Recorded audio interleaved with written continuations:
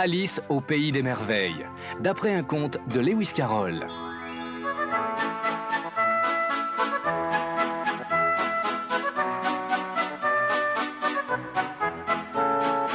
Alice était assise sur un banc à côté de sa grande sœur qui lisait un livre sans images.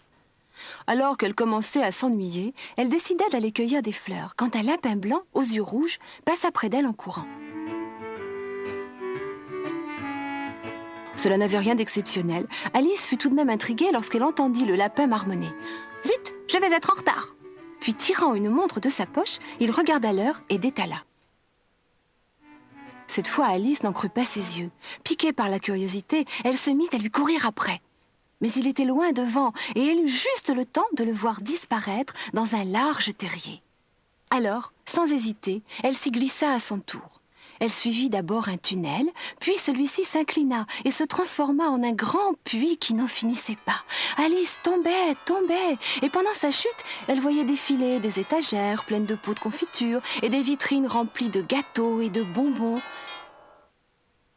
Puis tout à coup, boum, elle atterrit sur un lit de feuilles mortes. Il faisait très sombre. Elle fit quelques pas à tâtons et atteignit bientôt une grande salle éclairée. Au milieu, il y avait une petite table à 3 pieds, sans rien sur le dessus, sauf une toute petite clé. Alice se demandait quelle porte cette clé pouvait bien ouvrir, tellement celle-ci était minuscule, lorsqu'elle aperçut, dans le mur du fond, une petite porte.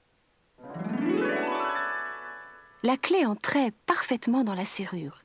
Il y avait de nouveau un tunnel, mais celui-ci était bien trop étroit pour qu'Alice puisse y entrer. Elle se mit à 4 pattes et aperçut dans le fond le plus joli jardin miniature qu'elle avait jamais vu, avec des fontaines sculptées et des fleurs aux couleurs semblables à celles d'un arc-en-ciel. Si seulement je pouvais raccourcir comme une longue vue et visiter ce jardin extraordinaire, pensa Alice.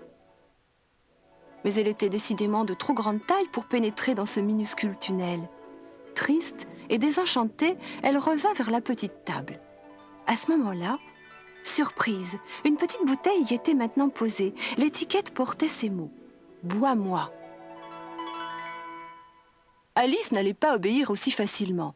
Tout d'abord, elle observa avec soin la bouteille pour voir si nulle part l'inscription « poison » n'était mentionnée. Comme il n'y avait aucune indication de ce genre, elle but. Ce fut à son goût un délice.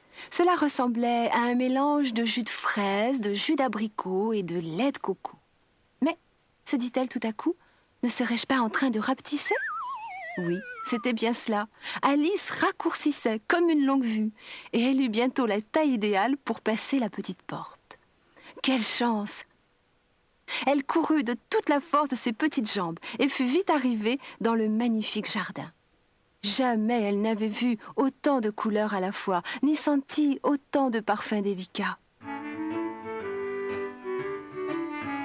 Soudain, elle entendit des pas. Ce furent ceux du lapin blanc, superbement habillé. Il tenait à la main un éventail et des gants blancs. Il s'exclamait « Oh, si je fais encore attendre la duchesse, elle va être furieuse !»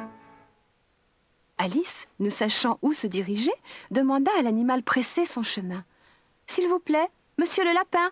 Il la regarda, prit son élan et, laissant tomber son éventail et ses gants, s'enfuit dans les herbes hautes. Alice ramassa les gants. « Je n'ai pas envie de rester toute seule ici, » se dit-elle. Et elle se mit à pleurer, tant et si bien qu'elle se retrouva bientôt au milieu d'une mare de larmes.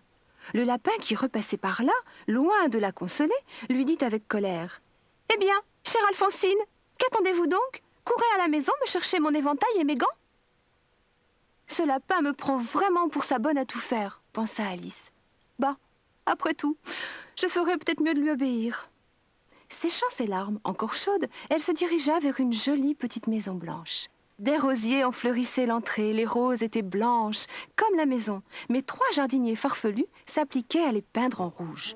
Alice s'approcha et entendit l'un d'eux dire « Fais attention, 5 de trèfle, tu m'envoies de la peinture dans la figure !» s'écria 2 de trèfle. « C'est pas de ma faute !» répondit 5 de trèfle. « C'est 9 de pique qui m'a poussé !» « Messieurs, dit Alice amusée, pourquoi peignez-vous ces roses ?» À ce moment, 5 de trèfle s'exclama. « La reine !» Et et les 3 jardiniers se jetèrent face contre terre. Arrivèrent des valets, puis les enfants du roi et de la reine, puis les jokers, et enfin le roi et la reine de cœur. La reine dit sévèrement en regardant Alice. « Qui est cette petite ?»« Je m'appelle Alice, pour vous servir, Majesté, » répondit poliment la petite fille.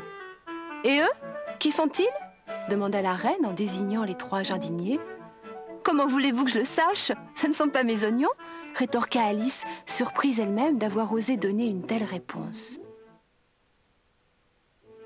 La reine la regarda furieuse et se mit à crier comme une bête sauvage. « Qu'on lui coupe la tête !» Le roi lui chuchota à l'oreille. « Songez, ma chère, que ce n'est qu'une enfant !» Mais soudain, Alice eut une impression étrange. Il lui semblait que lentement, elle était en train de grandir et qu'elle allait bientôt reprendre sa taille normale. Pour le moment, personne ne s'en apercevait. « Coupez-lui la tête !» hurla la reine. « Qui peut bien se soucier de vous ?» dit Alice. « Vous n'êtes rien qu'un jeu de cartes !» À ces mots, toutes les cartes s'envolèrent et retombèrent sur la fillette. Elle poussa un petit cri craintif et se secoua vigoureusement pour s'en débarrasser. Et elle se retrouva allongée sur le banc, la tête sur les genoux de sa sœur. 2 ou 3 feuilles d'un arbre étaient tombées sur son visage. « Réveille-toi, Alice! Comme tu as dormi longtemps !»« Oh, si tu savais, répondit Alice, quel drôle de rêve j'ai fait !» Et elle raconta à sa sœur son étrange et merveilleux songe dont elle se souvient encore aujourd'hui.